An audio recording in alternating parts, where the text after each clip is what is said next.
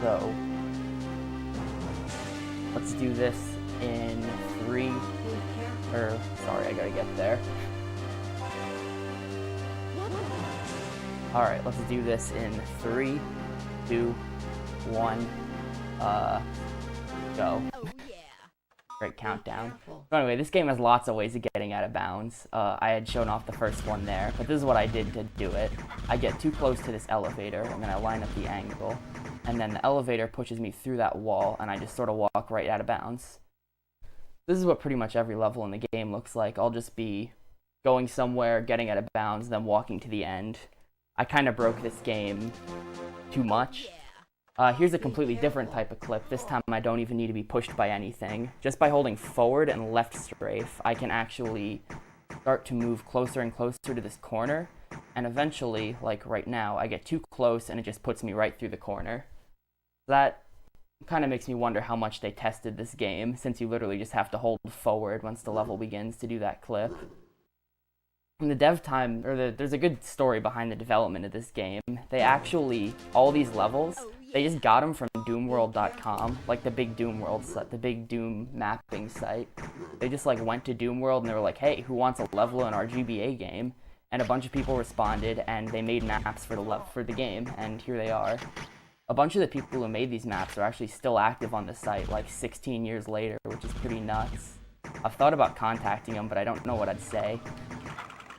I'm just setting up another one of the same from the first level. That one's kind of easy for some reason. I don't know why, it should be the same.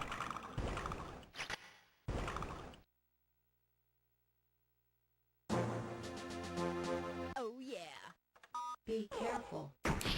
Yeah, this game is literally not Doom. Actually, this is built on just a really stripped down version of the Doom engine.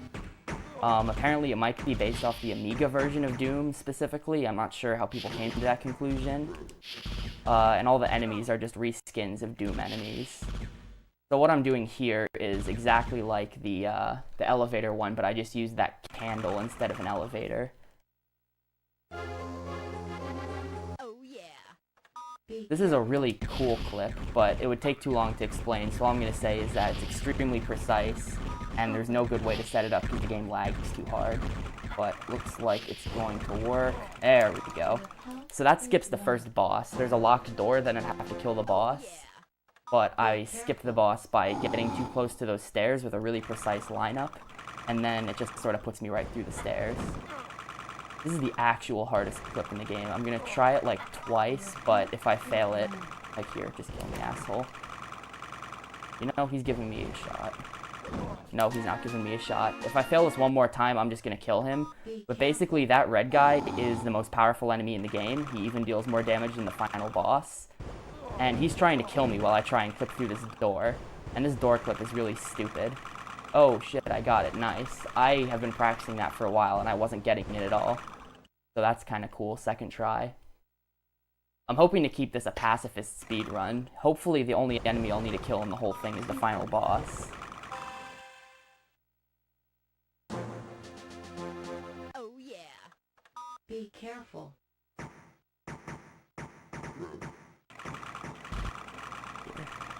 This is the first level I actually found out of bounds in when I started routing the game. I was just sort of fiddling around and suddenly I could click through a block and out of bounds, and it was kind of like, oh shit, this is a serious speed game. Here it is, here's the block.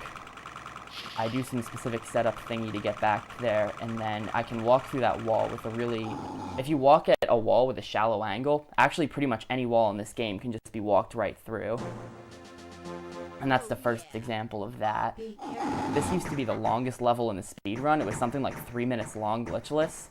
But then this is the fourth clip that I've found in the run, and I think this is the fastest one. Just right from the beginning, I use another one of those weird candles to put myself through the wall and right to the end as usual. Yes, this is in fact a pacifist run. I have not fired any shots yet.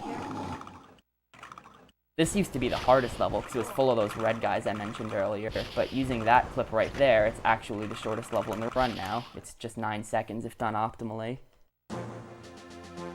Oh yeah. Be careful. I've actually been starting to work on Duke Nukem Advance, so hopefully you should be seeing speedruns of that shortly, and I don't think it'll be that painful. There are much worse shooters on the Game Boy Advance. Oh shoot, right, I shot at him. Damn it. Alright, well. I was hoping to keep this a shots not fired run, but it looks like I've screwed that up. I screwed this clip up too. Alright, how am I going to back this up? There we go. Nope. I didn't come up with a setup for this until like 3 days ago, and it's still a little finicky. You can see there I took a whole bunch of tries, and I finally got some kind of weird backup. Oh yeah. Be careful. This is the really laggy level. It's got tons of moving parts in it, and for that reason it runs at like half the frame rate of the entire rest of the game. It's actually a really cool level. There's like all these bridges that rise up out of the ground and stuff, but I'm just going to skip the whole thing.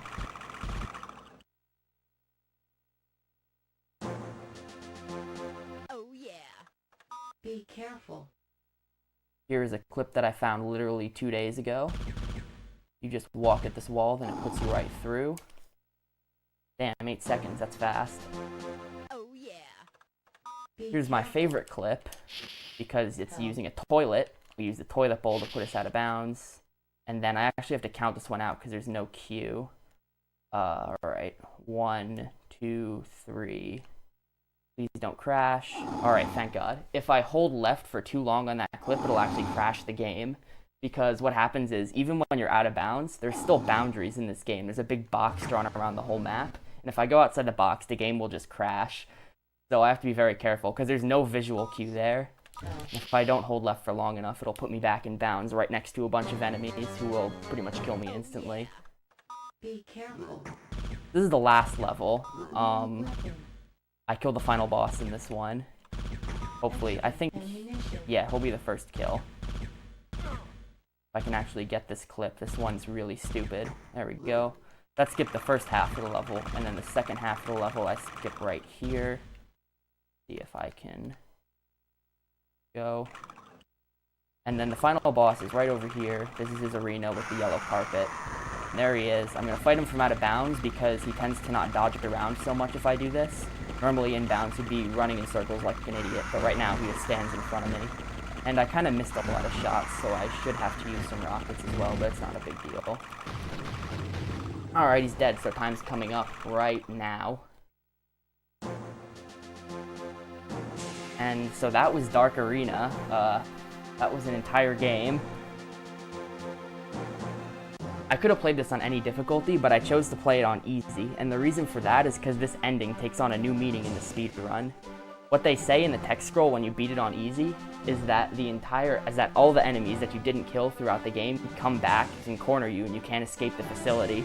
And I just feel like that's funny, because like, I didn't kill anything this whole run except the final boss. Yeah, 99% or 90% hit accuracy and 100 for every other level. Yeah, the estimate was 20 minutes, but then I found a whole bunch of clips, and then the game became a lot shorter than that. What's my time? Let me load this stream up. Ooh, a 7:22, that's really good. But anyway, so thanks for watching. I had a lot of fun with this. My literal 5 minutes of fame appears to be up, so I'll let the next run happen. Thanks for watching, guys. See you around.